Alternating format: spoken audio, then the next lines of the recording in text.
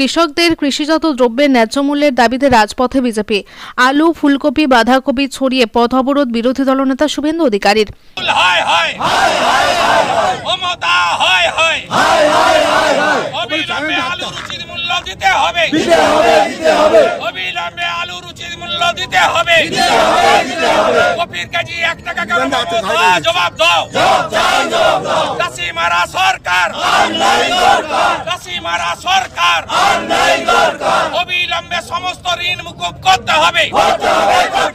আলু সহ অন্যান্য কৃষিজাত দ্রব্যের ন্যায্য মূল্যের দাবিতে এবার পথে রাজ্য বিজেপি।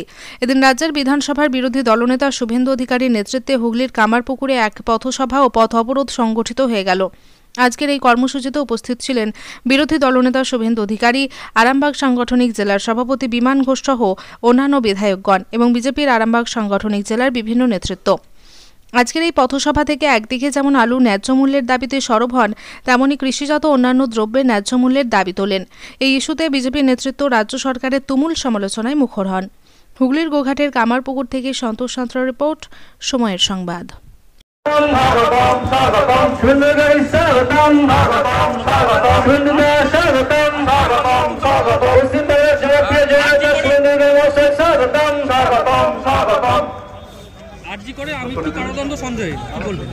প্রথম কথা বলি, আইন তৈরি হয় তো মানুষের জন্য।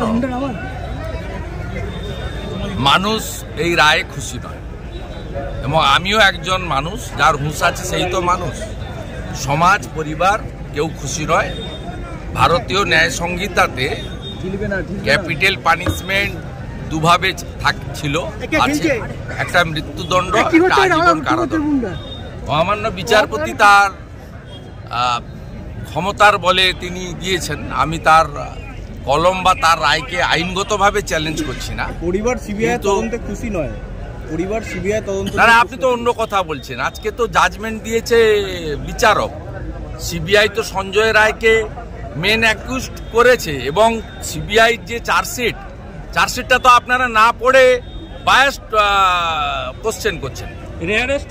না না, 30টা পয়েন্ট বলেছে সিবিআই, যেটা এটা অমীমাংসিত এবং আংশিক। 30টা পয়েন্ট বলেছে, যাতে আরো অনেকে যুক্ত থাকার সম্ভাবনা সিবিআই ওপেন রেখেছে চার্জশিটে। কিন্তু সিবিআইটা বিষয় নয়, বিষয়টা হচ্ছে বিচারপতির হাতে যে ক্ষমতা ছিল তাতে তিনি ক্যাপিটাল পানিশমেন্ট চার্জ ফ্রেম করেছিলেন শনিবার। তার দুটো জিনিস ছিল, একটা হচ্ছে তিনি তাকে মৃত্যুদণ্ড দিতে পারতেন অথবা যাবজ্জীবন। তিনি যাবজ্জীবন কারাদণ্ড দিয়েছেন, সেটা তার এখতিয়ার, আমি সেটা নিয়ে প্রশ্ন করছি না। কিন্তু আমি বলি, সমাজ, জনগণ, পরিবার কেউ এই রায়ে খুশি নয়। আমি ব্যক্তিগতভাবে খুশি নয়। এই রকম যে এদের জীবজন্তুর সঙ্গে তুলনা করা মুশকিল, এসব লোককে ক্ষুধার্ত নেকেডের সামনে ছেড়ে দেওয়া উচিত। 17 লক্ষ টাকা ক্ষতিপূরণ করতে, 17 লক্ষ টাকা ঠিক আছে, হায়ার কোর্টে পরিবার যাবে, আমরা সাথে আছি।